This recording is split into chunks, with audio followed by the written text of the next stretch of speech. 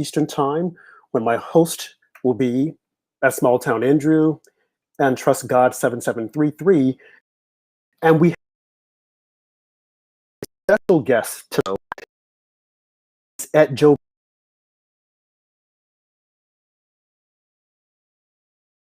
My good friend. He and I have had some broadcasts previously, and Josh is really into the climate and the environment, and he's a good guy. But he's on tonight, and we're just going to go around the circle talking about current events. One of the things we're going to talk about is the election. Of course, I am a big Donald Trump advocate. I don't know who he voted for. I don't know if he's going to tell us, but we'll see. So without further ado, I am bringing Josh on live. Josh is also an author, and we're going to talk about his book as well. So here we go. Hey Josh, there, how you doing? How's it going, Josh? Very good. Good to talk to you again. Yeah, so the way we left it last week, we were talking about immigration. And I got to say that a lot of people were shocked at your stance on immigration because from the previous conversations that we've had, they felt that you would be more so for having illegal immigrants coming here, by the truckload. And when you gave your position, well, not really a position, but when you explained yourself, a lot of people were shocked. So what is your position on immigration? Well, there's a couple things. At the top level, I think that there's a big issue of freedom, and there are a lot of people who are oppressed in various ways around the world. I think that in terms of total numbers of people, it's not particularly high, but I believe that America represents a shining beacon to the world of places where you can be free. And this is something I feel is very important. In terms of overall numbers, I don't think that's very big. I don't think we're letting that many people in that way. In terms of larger numbers of people, there's a couple things. First, I think that one of the things that makes America great is that we have a beautiful country here. We have space for more people. We have a huge breadbasket that produces a ton of food. We have very great defenses. It's a great place to live. If we were to move there are lots of places that do not have that. They're running out of food. Ecologically, it's not very abundant. It's not very safe. If the pattern is that people forget about America versus other countries. If you have one place that has plenty and one place that has used up, it was once plenty, but it no longer is, and everyone moves from the non-plenty place into the plenty place, you'll have two places that are ecological disasters. I don't think that's a very effective thing. I don't think it should go that way. So I think that for a long time, that wasn't the case. I think for a long time, there's abundance everywhere in the world. Things have changed. Between the impact that we're having on the planet is very high. Okay. So the solution to this situation is not to allow more immigration here, but is to help other places get to where they are more sustainable so that people don't feel compelled to leave these places to come here. I think that having other places be safe, sustainable, fair and free, places where people want to be, great trading partners with us, that we mutually support each other. That's what I think we should do. And I think right now, I think a lot of people in business say we want more immigrants so that we can keep wages low, we can keep productivity high. But that also means that there is a motivation, whether people act on it or not, there's a motivation that we want other places to be where people want to leave to come here. And I don't like that motivation. Wait, I'm sorry. You said that there's a motivation for people to leave their country to come here? There's a motivation for people here who want to hire more people. They're going to feel motivated to keep the other nation so that people want to leave it. Okay. I don't like that motivation. I want humans to help other humans, not to want other humans to be desperate to leave there so they can come here. Right. Well, and of course, the current administration has said that we just can't keep bringing in people because they're taxing our economy. And something that is very near and dear to you is the climate. Okay, so if you have all these people that are coming here, and then the United States become overly populated, we don't have a place to put these people. of course, to me, that's also going to impact the climate, Mhm. helping other countries, like you said, so that they're sustainable and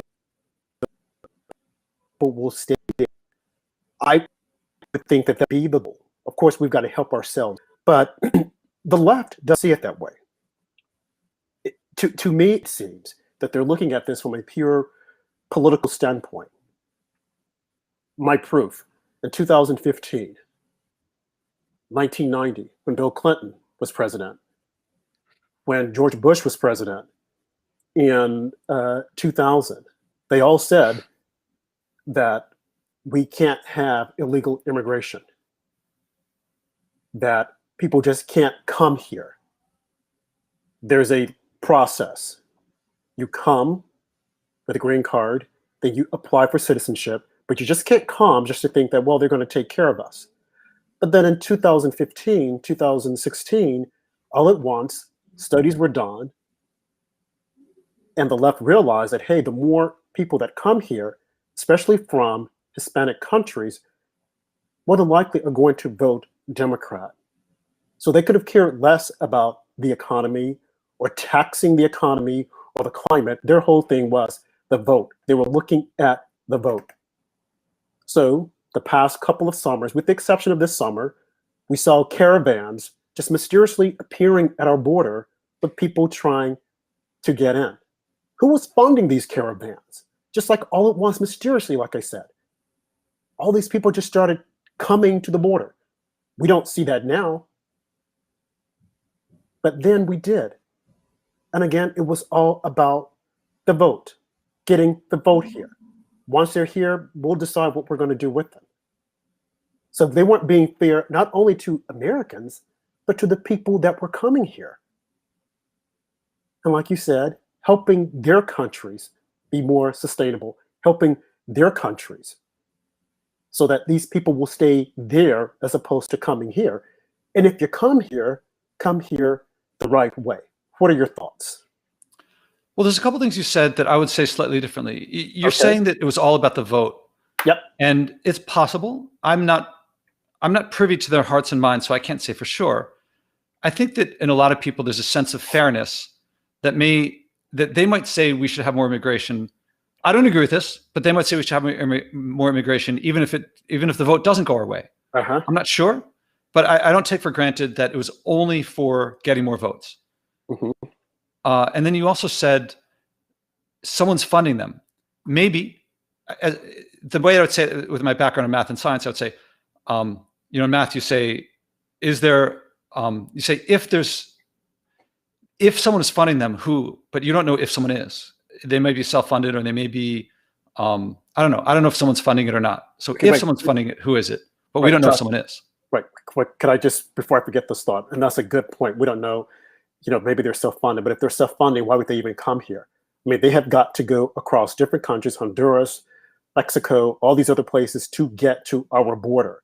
And when we were watching the pictures on TV, they had camps, they had little resting sites, and they didn't look like stragglers to me. These people were wearing designer clothes. So if they had the money to pay for the tickets to get to the border, to go across those different countries to get here, someone was obviously funding them. They weren't funding themselves, because if they were funding themselves with that money, they could have stayed in their own country.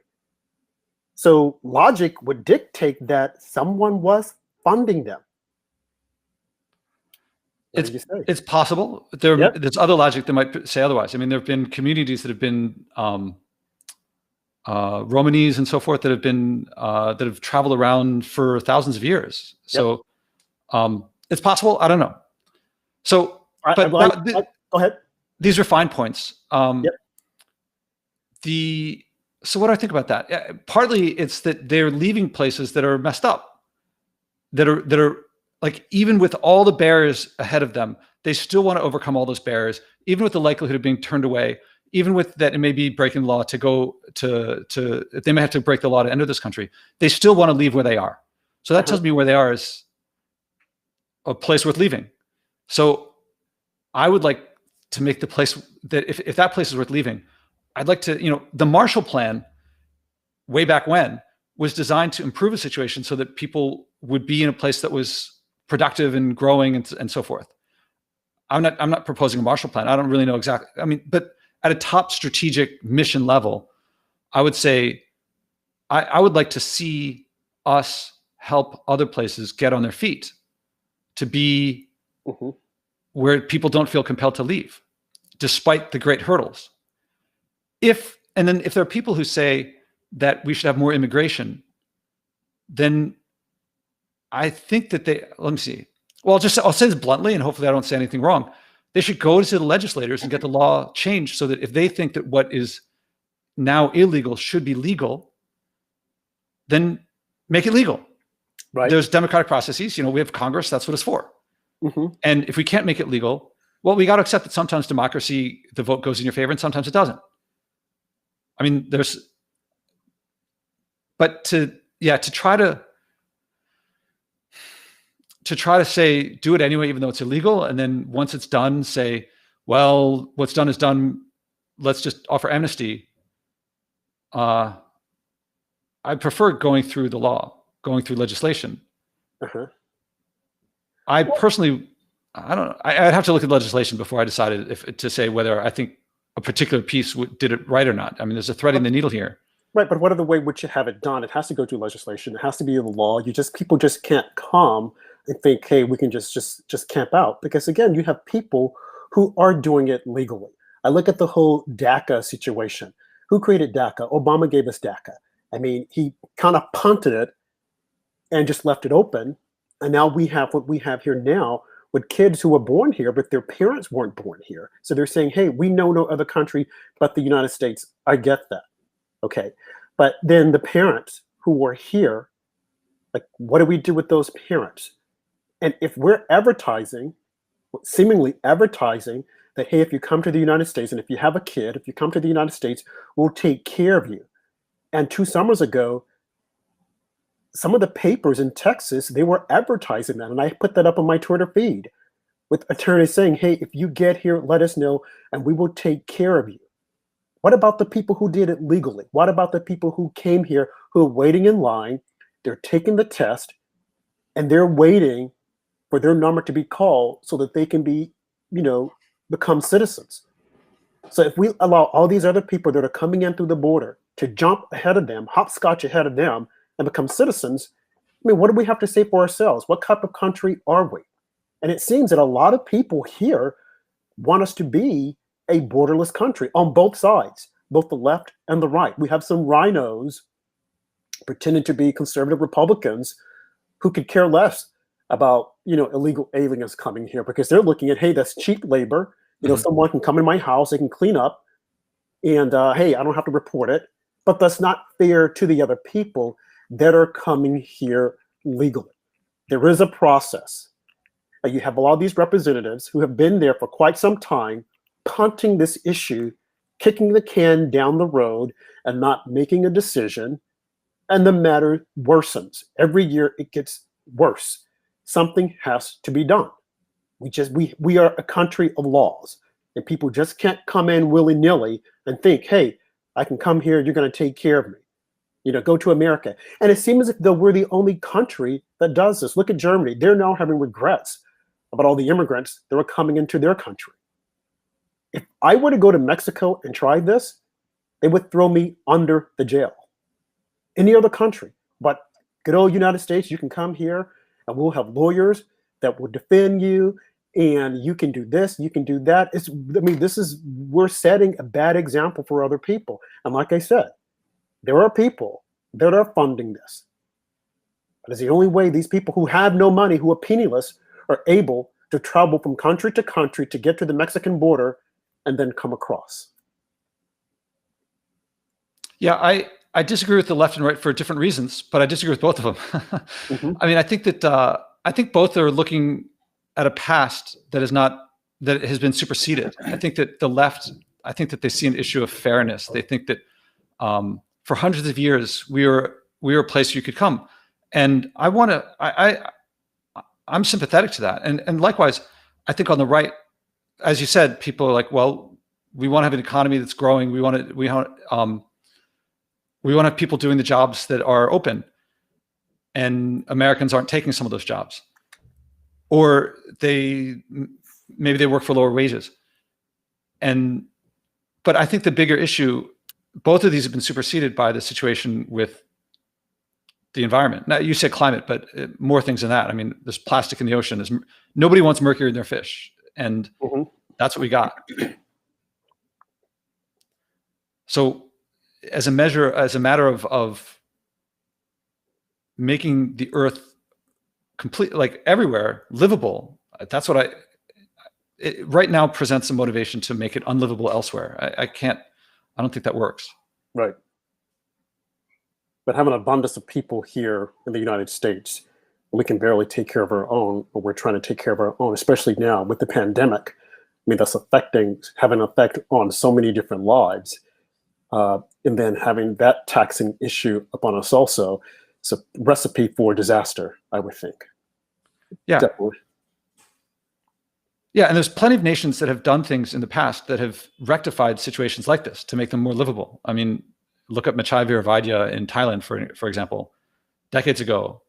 Because a lot of people think like one-child policy, which I'm not a fan of, or they think of eugenics programs in the past, also not a fan of. I mean, not just not a fan, as opposed as I could be to anything. Right. But that's not what I'm talking about. And there's historical examples of counter to that, leading to abundance and peace and prosperity, which is what I'd like to see. Mm-hmm. So, pivoting to another topic, what are your thoughts on the election? We had a conversation briefly off of the air about the election, and we were talking about with people saying that the election was stolen. I, for one, do believe that, based upon all the evidence that I've seen, evidence that a lot of people are choosing not to see. Some would say, what evidence? Well, if you're watching and if you're listening, you would see Rudy Giuliani, who has gone to the different states, and he's provided witnesses who've taken, under oath and have said, or affidavits, and have said from different states, and they're all saying the same thing.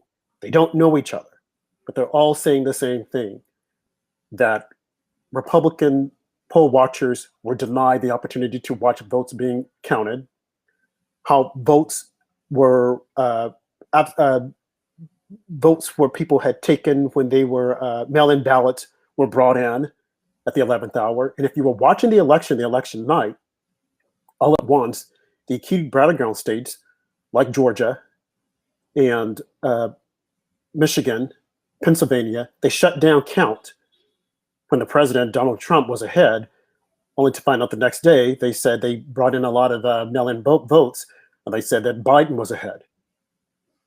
And in each of those states, you have people on a sworn affidavits have said something nefarious took place. There were even Democrats who were poll watchers saying the exact same thing. Now, of course, they were saying, well, recount the votes. And the votes were recounted in some instances. But recounting the same votes that people are saying are flawed, it's not going to change anything. You have to take out those votes that shouldn't be there and then count the votes. So I hear a lot of people saying, oh, what they recounted 12 times, 56 times in Georgia. Right, they did. But you're counting the exact same votes that those individuals are saying should not have been there because they weren't there initially. They found the votes. And it seems as if though that's all in all the different states, votes were found in a box, under a truck, in a truck. And when they counted the votes, and all the votes went to Biden. Possible, but not conceivable. It just doesn't make any sense. What do you say? Well, at the top level, I'll tell you my interest, because my interest, I'm a professor of leadership. My one book there is on initiative, which is a lot about entrepreneurship. My other book is about leadership. And I don't see myself able to sway this election one way or the other. So I don't feel I have a horse in this. When I woke up on Wednesday morning, November 4th, when I'd gone to sleep, all the battleground states were red. And there was a statement that said that Biden was going to address the nation. And I thought, why would someone address the nation? The only reason someone addresses the nation is to concede. So I see a bunch of states looking red, and some guy's going to concede. but I don't know when, and I'm like, I'm not going to wait up. So I go to sleep. And so when I wake up on Wednesday morning, I'm thinking, I guess he probably conceded while I was asleep. And I'm just lying in bed thinking to myself, well, I guess we're another 4 years of Trump. And I'm in my heart and mind, I was prepared for going over, reading the news and seeing that Trump had won. So then I see it's still in play. So I was ready to accept and move forward with another 4 years of Trump presidency. Then as it played out, that didn't happen. And well, we all know what happened after that.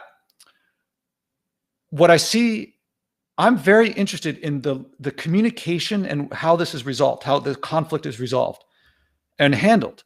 Because it's clear that if I go to certain news sources, it's abundantly clear, without question, that it's one way. And if I look at another set, it's abundantly clear the other way. And there's virtually zero overlap between the different sides. And one side simply does not even see or address the issues that are important to the other side.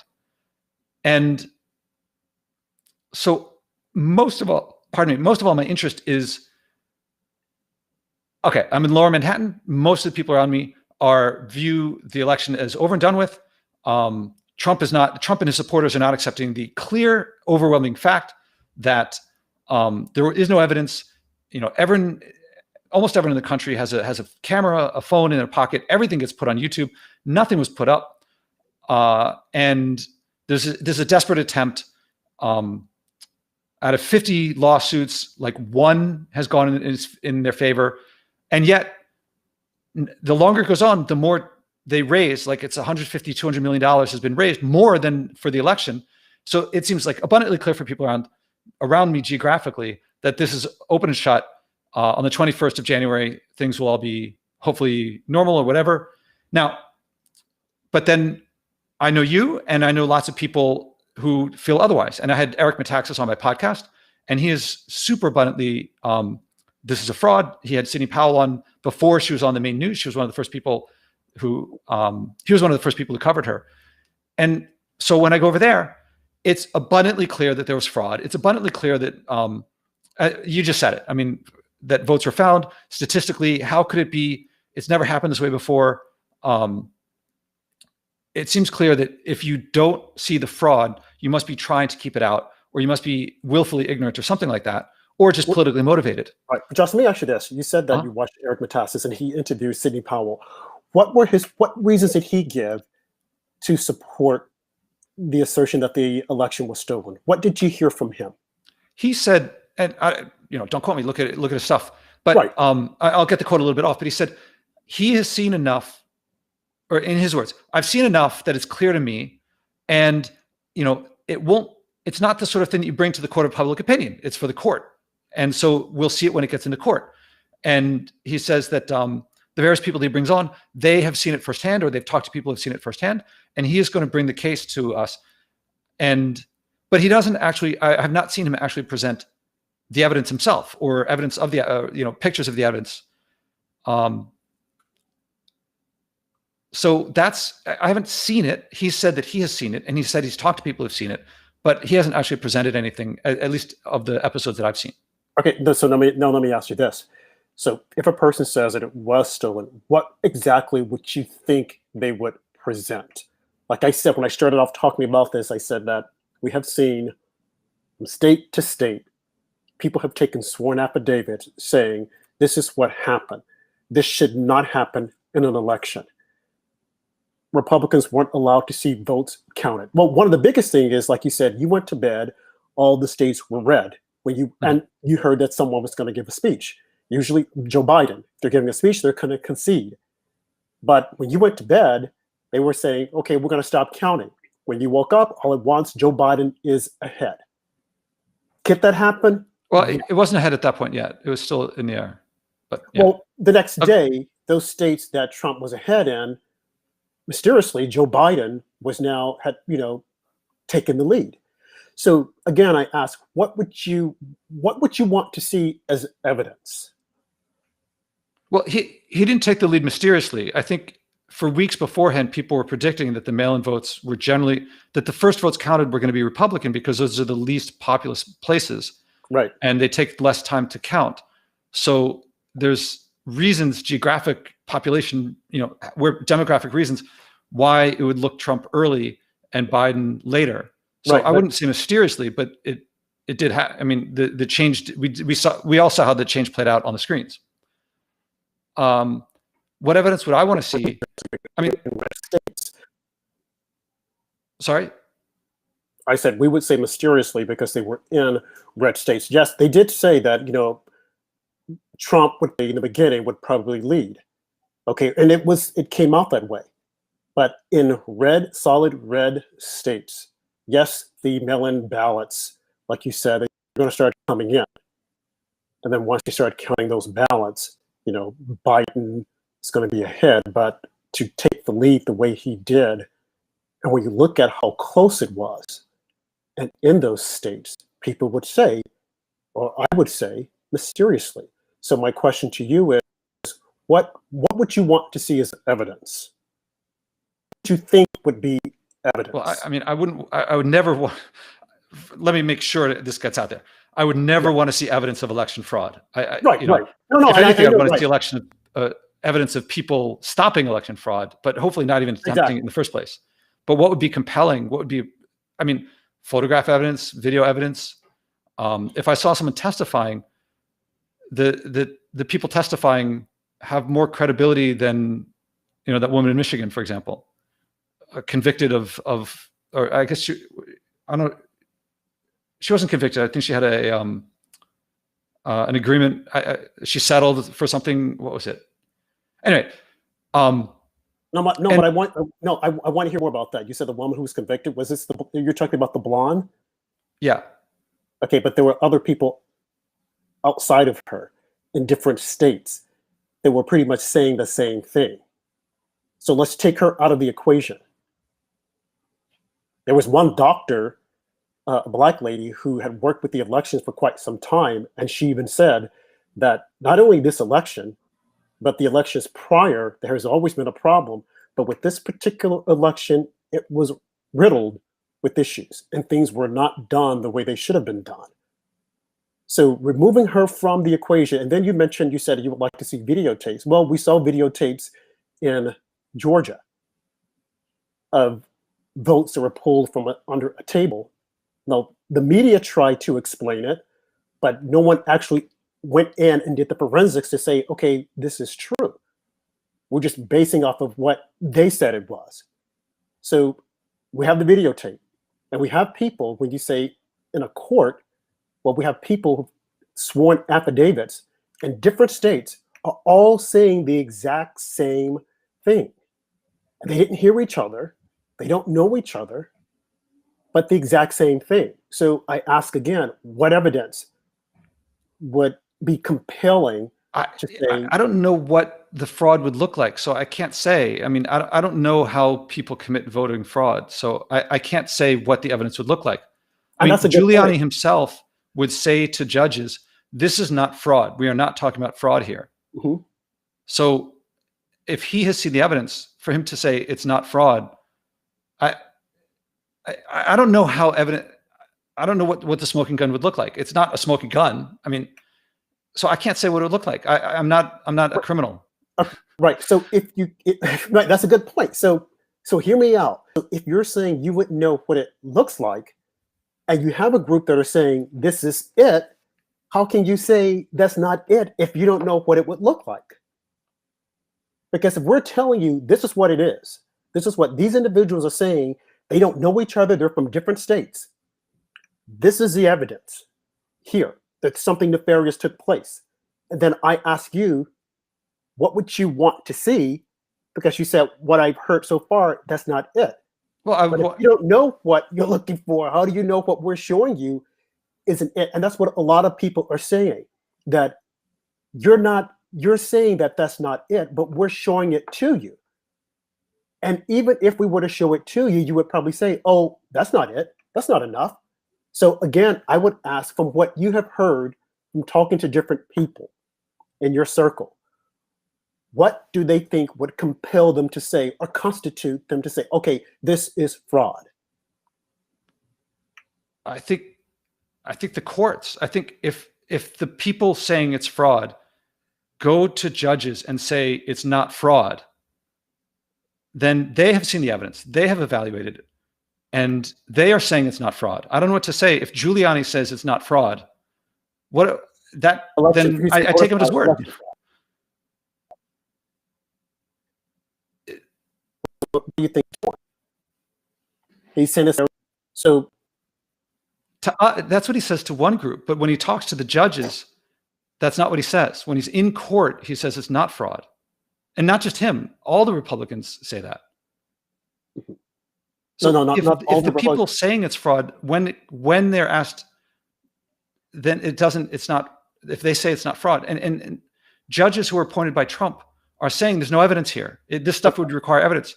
So there's a system that we've had in place since the Constitution that's for resolving these things, and it has places for expert witnesses and things like that. I would want to see their interpretation. People who see all the evidence that can be shown, hear all the witnesses that can be listened to. I'm entrusting them on that. Right. Now, just a point of clarification, when you say judges that Trump appointed, they're saying that it's not fraud.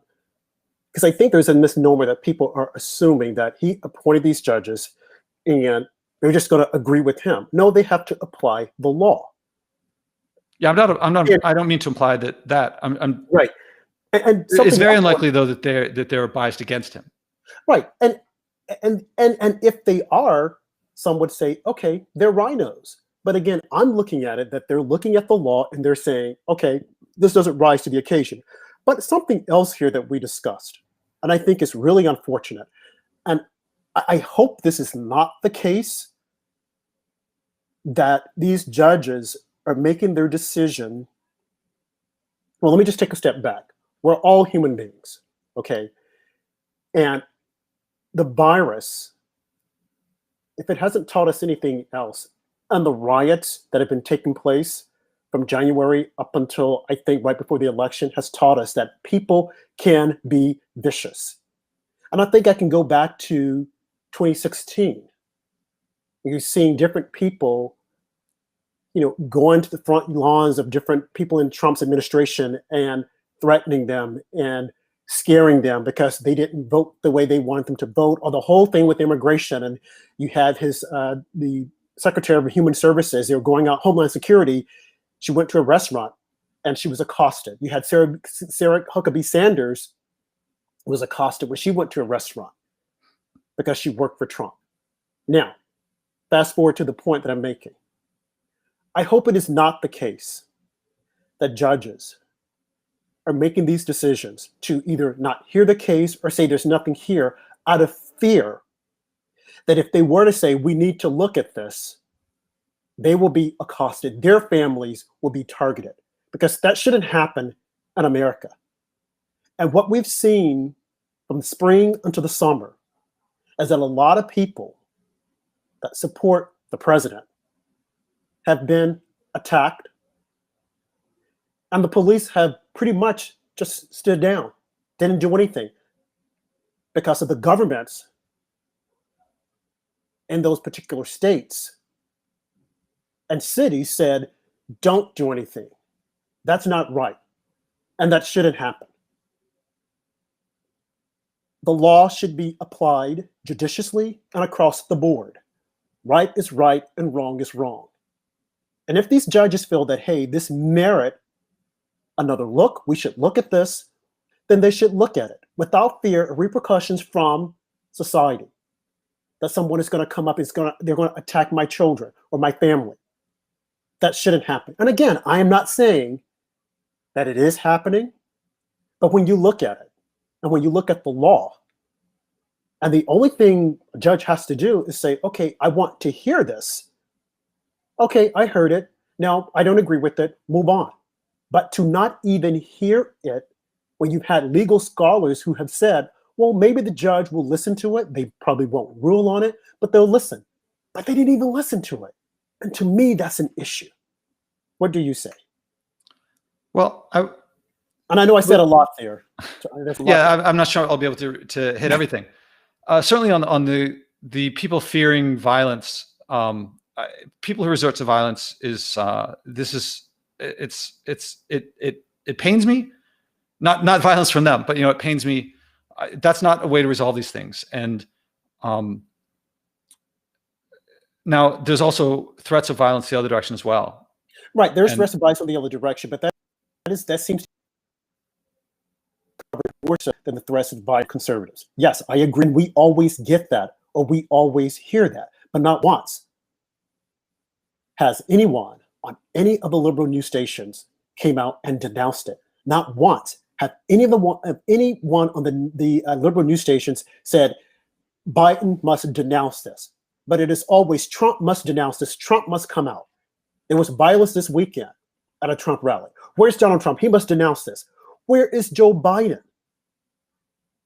Since the summer, I think there have been 2 or 3 supporters of Donald Trump that's been killed. No one has called for Biden to come out and denounce it. But it is on the left, Trump. I think people on the right have. No one on the left. Yeah, are people on the right calling for Trump to denounce? I see symmetry in this particular issue. Right, but they don't have to, because Trump comes out and he says violence isn't good. He gets ahead of it, but they don't show it. I have the video. Look at my Twitter feed. But when it comes to the left, quiet, complete crickets. Not only that, you had Kamala Harris, who's supposed to be the vice president, if they manage to steal the election, I'll say. She was setting up a fund telling people to donate to get people out of jail. I'm like, are you serious? In Wisconsin. I'm like, are you serious? Quiet as it's kept. No one has said anything about denouncing it. All the riots that were taking place, no one has said, Biden, you should come out. Now, before the election, CNN, Don Lemons did say, wait a minute, we've got to do something about this, because if they keep this up, the Democrats are going to lose the election. Joe Biden has got to come out and say something. But he was almost tongue-tied because he didn't want to offend Black Lives Matter. So when you have all this together and you put it into a bucket and people start to look at it, that's when they say there is no way in hell Joe Biden won this election when he was basically in a basement the entire time. And then he came out on a video and said the fraud that we're going to commit on this election. It's like, wait a minute. And people just went right over it, but not I, because I put it up on my Twitter feed. What do you say? Well, I want to go back to... Not what do you say. This is the reason why people are angry and frustrated, and they say the election was stolen or being stolen from the president. I mean, most of all, I'm really curious. I'd love to see if people could respond. What do people who consider the election stolen think of people who consider the election open and shut, decisive for Biden? Do they think that they are idiots? Do they think that they're hypnotized or brainwashed? Do they think that they're clueless? Because when you look at there's just no overlap in the media that the people read, or at least, hopefully people read more than one set of media. But if you read one set of media, there's just nothing saying, nothing even accepting the other side. So all the stuff that you're saying is not even covered in one set of media, but what they cover, you're not addressing at all either. So wait, what? I'm not addressing what? What was that? There's what's if I read if I watch the argument taxis, it's very clear that the evidence is one way.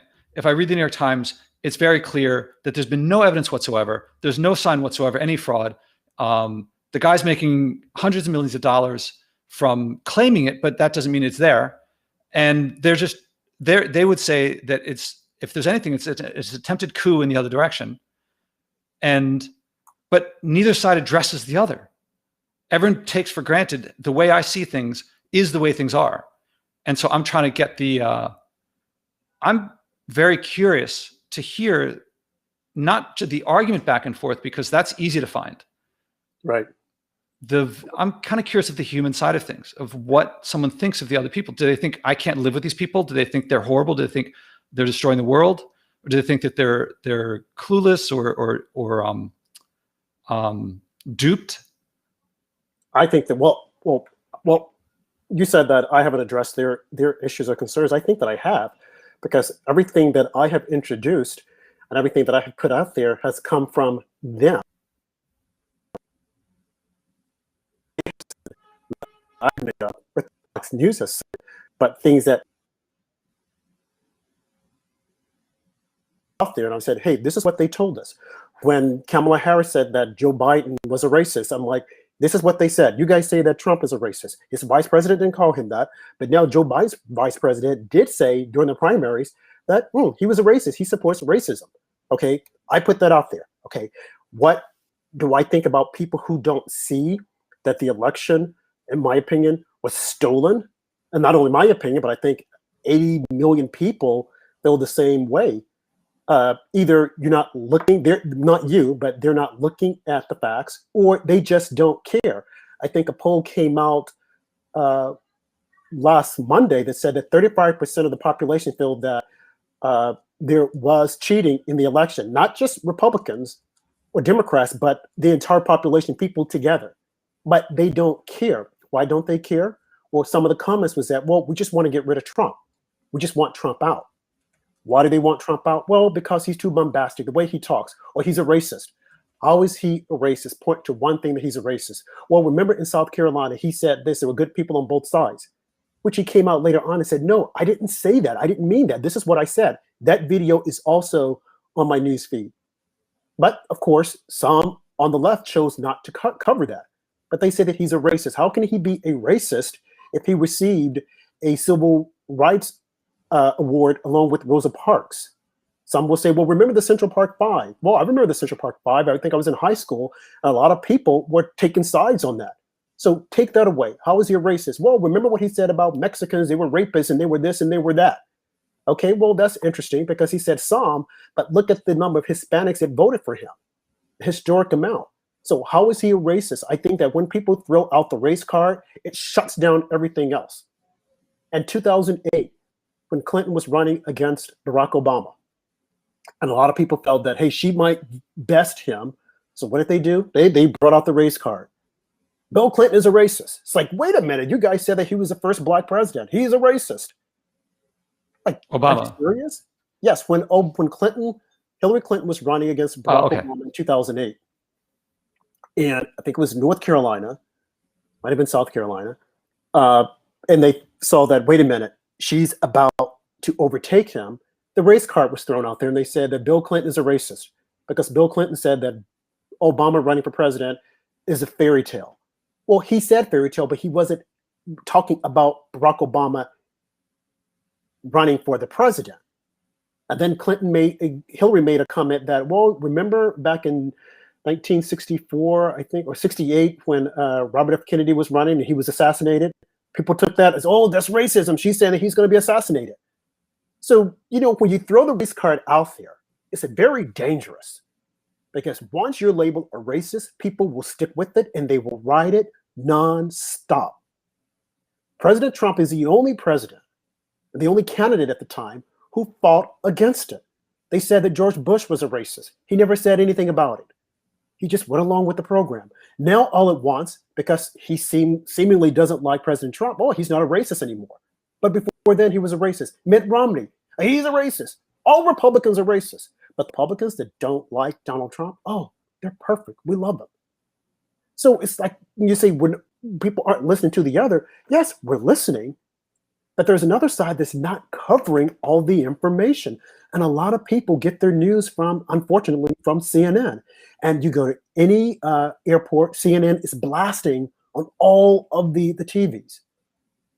And people hear that stuff and they start to believe it. Like, maybe this is true. When it is not true. Look at Operation Warp Speed. This happened because of President Trump. Everyone's blaming the virus on him. He didn't cause the virus. Maybe he didn't say some of the things that people wanted to hear, but why are we blaming China? I mean, they're the bigger threat. Why are we blaming China? He got us Operation Warp Speed, a vaccine, within 8 months. Media says very little about it because they don't want him to get any credit. But people should think, like, wait a minute. 8 months, a vaccine. Some will take it, some won't. But when you're putting together a vaccine, from what I've been reading and looking at the polio vaccine, 8 months, that is warp speed, because usually it's not developed for years. But he pressured down on these. With all that, he's bad for the country. Why? Well, because he won't let illegals come across the border. Well, as you said, there are laws. We got to protect ourselves. When I say protect ourselves, meaning we've got to protect the people that are here, provide for them first. But because he won't let them come, he's bad. Because he says, okay, all these other countries, you got to pay your fair share. Oh, he's bad. How is he bad? Oh, he doesn't like black people. Yeah, but he created the Second Chance Act. Barack Obama didn't do it. He funded historical black colleges. So you still want us to think that he's a racist? So, these are the things that people look at, and it's like, it doesn't make a whole lot of sense. People on the right, they look at this and say, it doesn't make a whole lot of sense. What the heck do you people on the left want beside identity politics? Go ahead. I went long, and we're about to the bottom of the hour, but go ahead. Say what you need to say. I'm sorry. Way more than I can comment on. I'm passionate about this. Yeah, certainly labeling someone as racist, I think, is I guess it'll get the people who agree with you to rally with you, but it doesn't increase communication. I mean, people on the right accuse people on the left of racism as well. It's just of a different sort. I've done a post on my blog about why I think that actually no one's racist. And I'm sorry, how I think there's a lot of people who agree that there's racism in the country historically, agree that there's racism today, agree that they want to change it and want it to go away. But because they have different strategies to do it, both of them think the other strategy doesn't work. And so they think they think, well, if you're opposing what I'm doing, you must be racist. So I think there's a lot less racism than people think. It just, everyone thinks that the other one is, for reasons because they don't understand how the other they don't empathize. They don't see how the other person views the world. Right. So I see a lot of people on the right calling people on the left racist too, and with similar effects as you described one way, also the other way. And I've many times said, like, stop calling people racist. Stop calling people. It's counterproductive. I don't like it. There was something that you said. You said people don't like Trump, and then you start ascribing the reasons that people accuse it for. But the way you put it is not the way that they put it. So you'd say he's bad because this, he's bad because of that. But they don't say he's bad because of the reasons that you say. You say slightly differently than what they say. So, for example, you say he's bad for not allowing them in. I forget exactly if that's how you put it. But it's more that they would say he's bad for separating families. I mean, that's pretty troubling to look at, even for me, who would like to see. There are kids, as I understand, even now have not seen their parents in a long, long time. The resolution to that, I don't know, but Josh, separating them in the first place.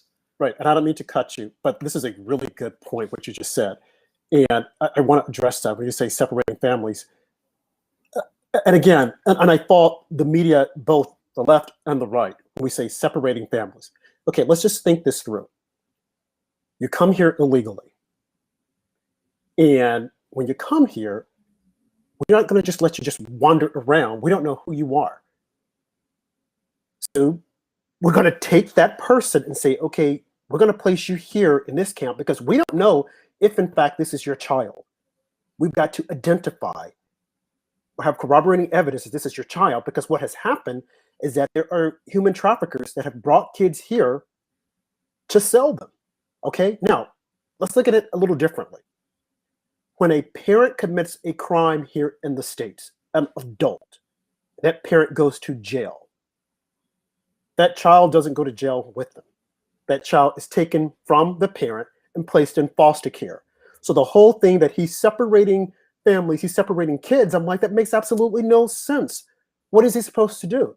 Okay, you stay there with your mom and dad. We're gonna put them in jail because they broke the law. We're gonna put you in jail also. Then people would say, oh, he has kids in jail. And the same practice, this has been happening time after time after time. When someone comes here illegally and they have kids, because we have no way of identifying that that kid belongs to them, they have to take the kid away. There's nothing new here. But The issue is that the American population was completely unaware of it. The media, who's supposed to be the bearer of the truth, is supposed to report these things on both sides, left and the right, never explained that. So people are running around saying, oh, he's separating families, he's taking kids from their parents. Barack Obama did it. And Barack Obama, if I might add, deported more.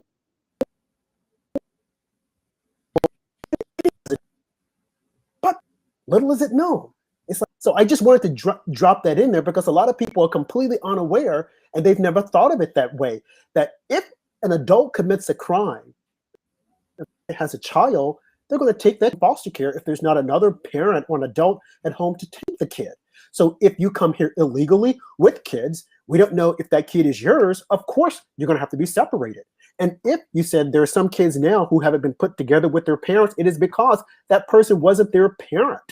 Or else the parent said, oh, it's not my kid. I want to come here. I don't care about the kid. So there's a lot more to the story than just, oh, they separated the kids. I just wanted to drop that in. Go ahead. Not a winning move. I mean, you're saying what he's supposed to do instead? I'm not there. I don't know. That move, not going to win. That's not a winning move. I mean, people. But Josh, what are you supposed to do if it's not a winning move? What are you? As I said, I'm not there. I can't say. But that was a losing move. But you have an opinion. What I just described. But you have an opinion. You say that it's not a winning move. I don't believe you that you said that. Okay, I'm sure that some people selling children, but I think that there were also families that were not selling children, and you just blithely put that off to the side. I don't agree with it. That let's say there was some people selling children. I'm sure that was a relatively small. Even if that wasn't a relatively small number, even if one family was separated, that's a losing move. And if Obama did it, then that was a losing move for him too. But Obama doing it doesn't change anything. It doesn't change anything, but I want to set the record straight. And if you say it's not a winning move, well, that's the law. I mean, it happens all the time. It happens in the United States.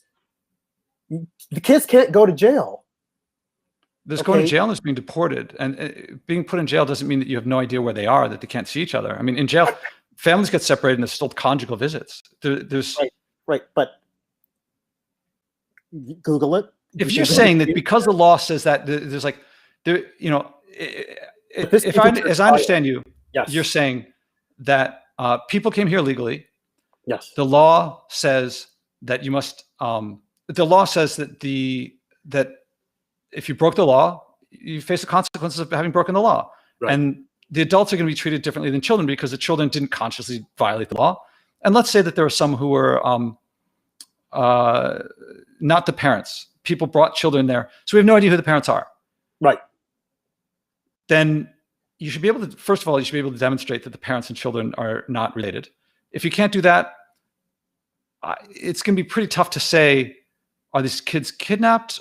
Are they offered by the parents to someone to sell? You got to give a more compelling story about that. Right. There should be a way that the public should be aware of what's going on. And you know now, what? If there are families that are being separated,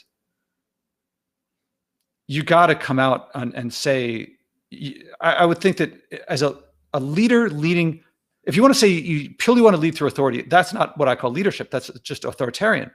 If you want to lead through, have some measure of compassion and empathy, you have to come out and say that. Now, if you don't have compassion and empathy, okay, that's a different style of leadership than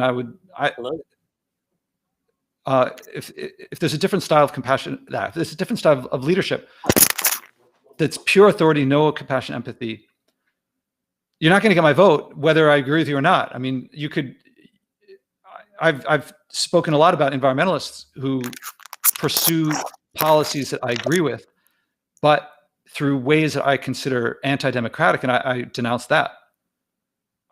So I would denounce that here as well. Right. Well, all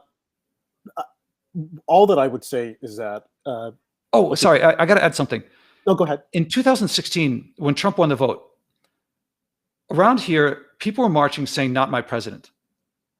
And you and I had not met at that point, but I very clearly said, this I've said to you, the Constitution, which is the only rule book relevant here, says born in the United States, over 35 years old, gets the Electoral College vote. He is our president.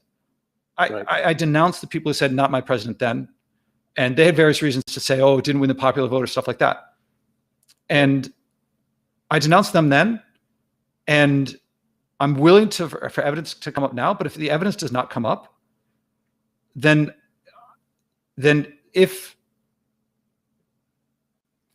it would be an embarrassment for it to come out that large numbers of people were knowingly saying that there was evidence when there wasn't. And people saying that there's evidence without what seems to be hearsay.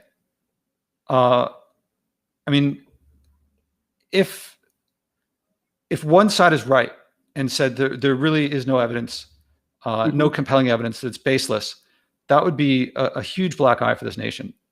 And when you're saying I know you're saying that the evidence is already there. Right. But evidence of what? I'm sorry. If there would be evidence of whatever the crime would be, throwing away votes or creating votes or however it's done.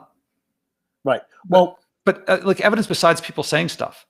And you're saying people saying it under oath and they're all saying the same thing, but that can easily be coordinated. That can easily be explained by lots of reasons that are not what any court would call evidence. Now it seems like conspiracy theory, because if these people are from different states and are saying the exact same thing and they don't know each other, I mean, wherever there is smoke, there's fire. What? Now, when you say that, wherever there's smoke, there's fire is not. I don't hear logic in that. That's a nice little phrase, but I don't. Right. But okay, then I will present back to you, as I said earlier. Oh, by the way, if you say if there's smoke, there's fire, that motivates people to create smoke. Like when we are on that. Exactly. But again, hear me out. Again, these people that don't know each other are saying the exact same thing.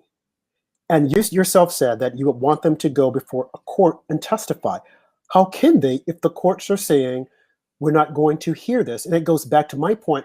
Are the judges afraid to say anything? Because in most of these cases, the judges acted when they weren't supposed to. It's supposed to have been the state legislatures. Now, one other thing.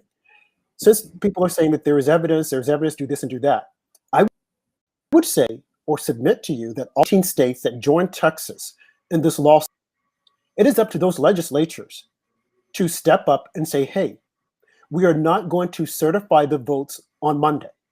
We are going to seat our own electorates, and then they will vote accordingly. They can do that. The courts has nothing to do with this. The courts don't have to. Taking it to the courts is fine. It gives it the gravitas and make, oh, we're doing something. But it is the state legislatures. At the end of the day, they have the power to say, we're not going to certify the votes. We're not going to seat those electorates that would vote for Joe Biden because we felt that malfeasance took place. We're going to seat our own electorates.